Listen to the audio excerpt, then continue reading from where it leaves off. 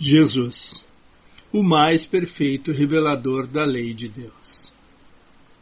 Livro dos Espíritos, questão 625. Qual é o tipo mais perfeito que Deus ofereceu ao homem para lhe servir de guia e modelo? Jesus. Comentários de Kardec. Jesus é para o homem o exemplo da perfeição moral a que pode pretender a humanidade na Terra. Deus nos oferece Jesus como o mais perfeito modelo e a doutrina que ensinou é a mais pura expressão de sua lei, porque era o próprio Espírito Divino e foi o ser mais puro que apareceu na Terra.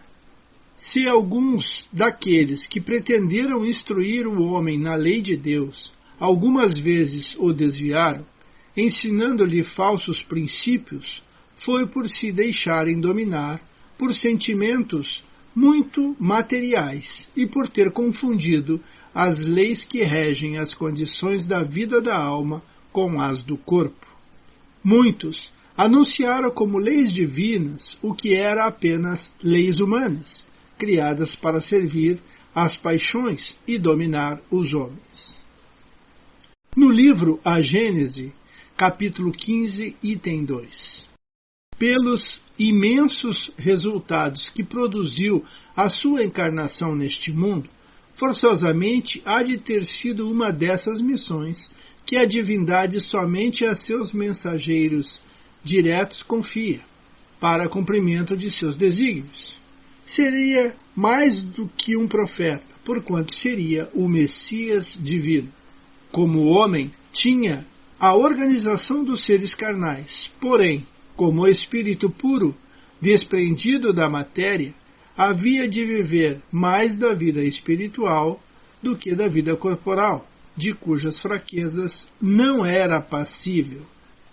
Livro dos Espíritos, questão 626. As leis divinas e naturais só foram reveladas aos homens por Jesus, e antes dele tinham conhecimento delas apenas pela intuição? Elas foram escritas em todos os lugares. Todos os homens que meditaram sobre a sabedoria puderam compreendê-la e ensiná-las, desde os séculos mais remotos. Com os seus ensinamentos, mesmo incompletos, eles prepararam um terreno para receber a semente.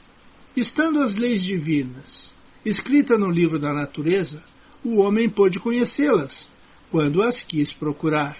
Eis porque os preceitos que consagram foram proclamados em todos os tempos pelos homens de bem, e é por isso também que se encontram seus elementos na doutrina moral de todos os povos saídos da barbárie, embora incompletos ou alterados pela ignorância e pela superstição. Livro dos Espíritos, questão 627. Uma vez que Jesus ensinou as verdadeiras leis de Deus, qual é a utilidade do ensinamento dado pelos Espíritos? Terão a nos ensinar alguma coisa a mais? A palavra de Jesus era muitas vezes alegórica e em parábolas, porque falava de acordo com os tempos e os lugares. É preciso agora que a verdade seja acessível para todo mundo. É preciso também explicar e desenvolver essas leis, uma vez que há tão poucas pessoas que as compreendem, e ainda menos as que praticam. A missão dos Espíritos é de abrir os olhos e os ouvidos para confundir os orgulhosos e desmascarar os hipócritas, aqueles que tomam a aparência da virtude e da religião para ocultarem suas baixezas. Os ensinamentos dos Espíritos devem ser muito claros, a fim de que ninguém possa alegar ignorância e cada um possa julgá-lo e apreciá-lo com a razão. Estão encarregados de preparar o reino do bem, anunciado por Jesus.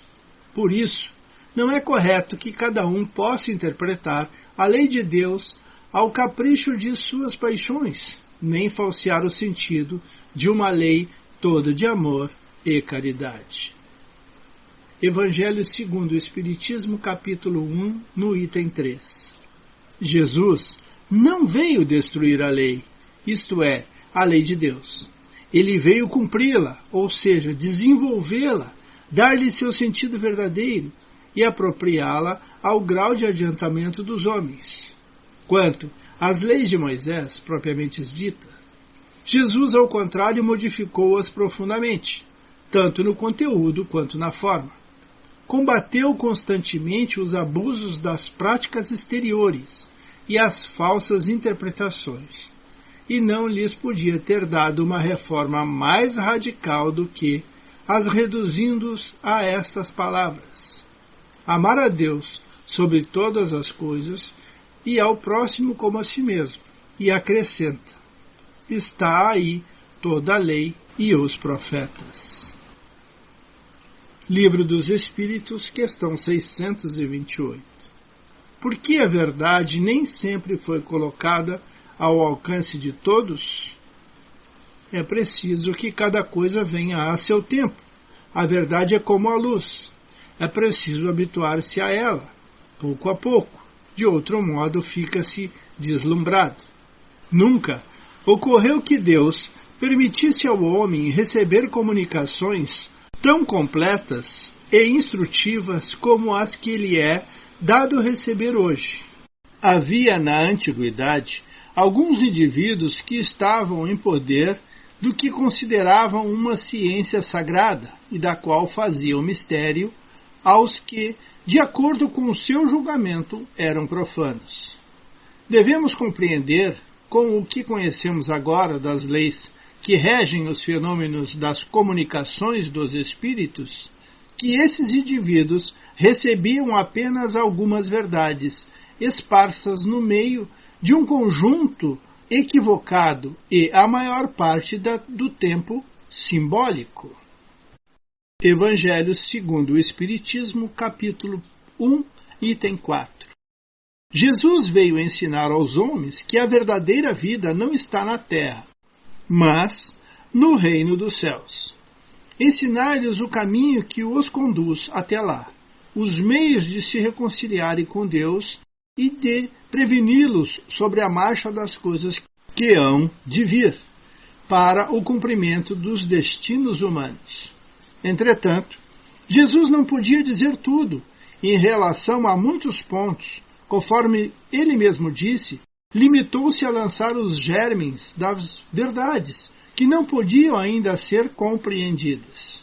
Ao falar de tudo, o fez em termos às vezes mais, às vezes menos claros.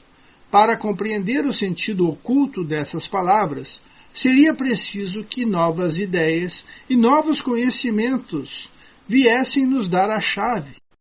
E essas ideias não poderiam vir antes que o espírito humano adquirisse certo grau de maturidade. A ciência deveria contribuir decididamente para que essas ideias viessem à luz e se desenvolvesse. Seria, portanto, preciso dar à ciência o tempo de progredir. Vamos ficar por aqui, agradecidos e pedindo sempre: Jesus esteja conosco.